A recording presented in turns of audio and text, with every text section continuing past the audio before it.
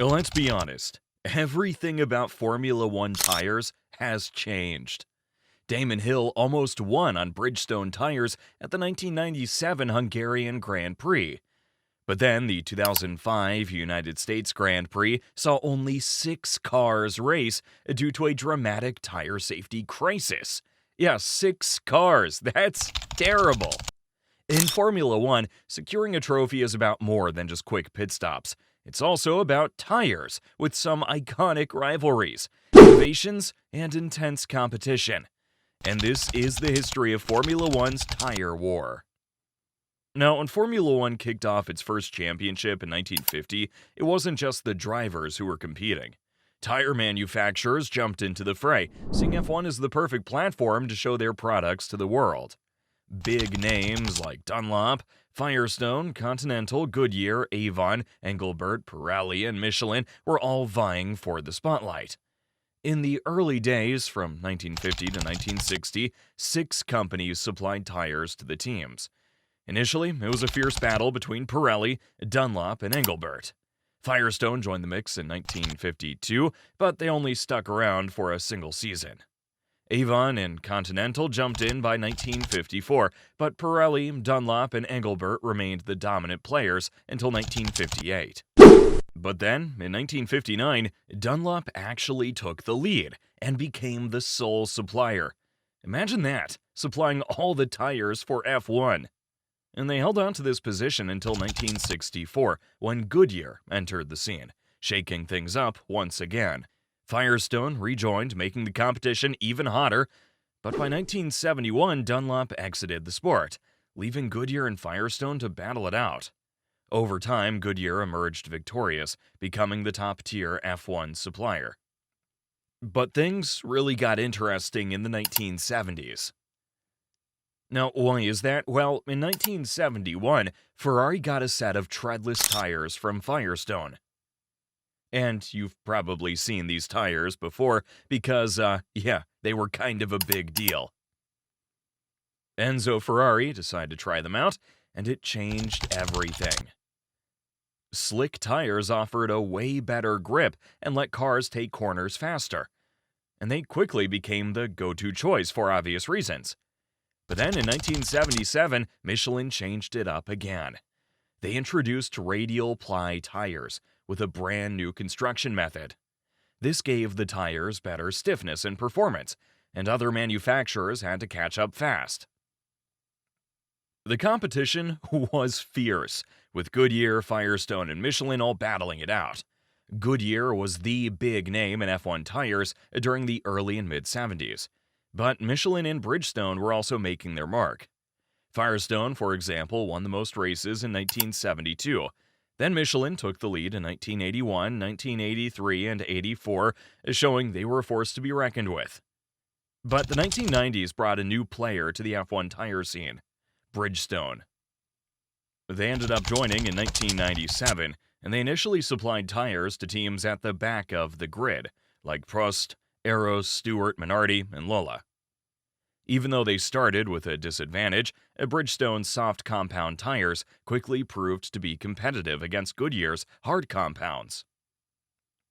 One of the standout moments from this era was Damon Hill's near victory at the 1997 Hungarian Grand Prix on Bridgestone tires.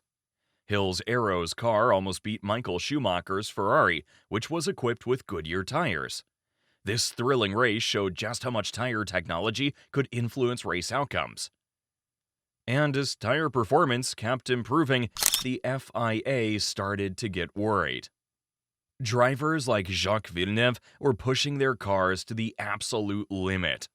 So, in 1998, the FIA introduced grooved tires to slow the cars down.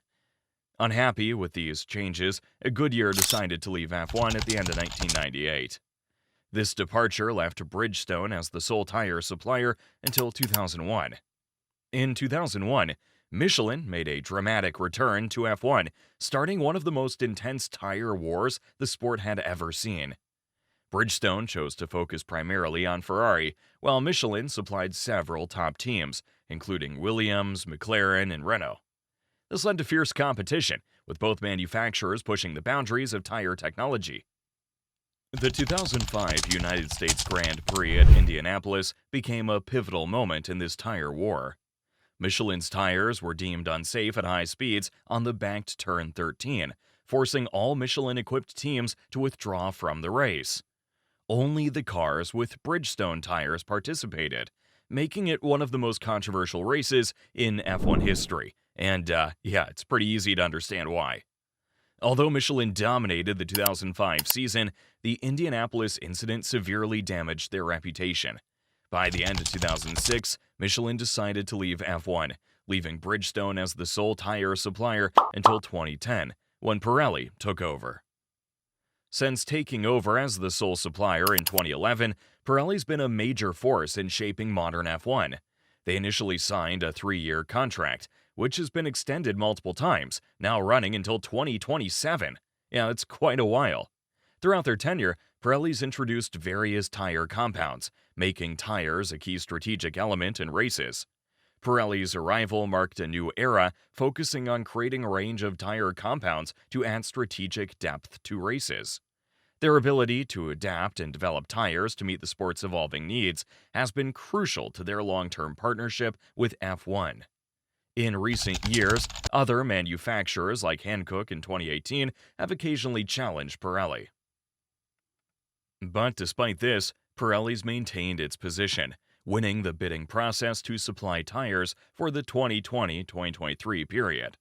More recently, they extended their partnership with F1 until the end of 2027, outbidding former supplier Bridgestone. And switching to a single supplier brought many benefits to F1. First off, it reduced cost for teams, as they no longer had to make separate deals with multiple tire manufacturers. This change leveled the playing field, allowing smaller teams to compete more effectively. Plus, having one supplier meant greater safety and consistency. Teams could focus more on car setup and aerodynamics without worrying about different tire performances. This move also cut down on the risk of accidents and blowouts caused by variations in tire quality. The legacy of the tire wars. Even though the tire wars era is mostly over, its legacy lives on in the hearts of fans and in the history of F1. The battles between different tire manufacturers added extra excitement and unpredictability to the races. It wasn't just about the driver's skill. The strategy and performance of their tire supplier played a huge role. And honestly, looking back, the tire wars era showed the importance of tire technology in motorsport. It pushed manufacturers to innovate constantly, leading to better performing tires that benefited not only F1 but other racing categories as well. As F1 continues to evolve and face new challenges, it's crucial to remember the tire wars era and its impact on the sport. While we might not see intense battles between different tire manufacturers again, the memories and excitement they created will always be a part of Formula One's rich history. So let's address the elephant in the room. Will the tire wars ever return, or are they done? Well, Formula One CEO Stefano Domenicali has stressed how important it is to keep costs down and ensure fair competition, which, quite frankly, is easier with just one tire supplier. He explained that going back to having multiple suppliers would make everything more expensive due to the extra testing and development needed. Plus, having one supplier makes it simpler to create regulations and keep things fair for all teams. The current push for sustainability also makes a return to tire wars unlikely. Having multiple suppliers would increase costs and harm the environment because of the extra testing and production involved. Sticking with one supplier helps F1 meet its environmental goals. But the legacy of tire wars is still very important. They drove manufacturers to innovate, creating better tires and making races more exciting. The competition between different tire makers added strategy and unpredictability that many fans still cherish. And the history of F1's tire wars show how relentless the sport is in pursuing performance and innovation. In the end, switching to a single tire supplier brought stability and consistency to F1, making competition fairer and reducing cost. But what do you think about the tire wars?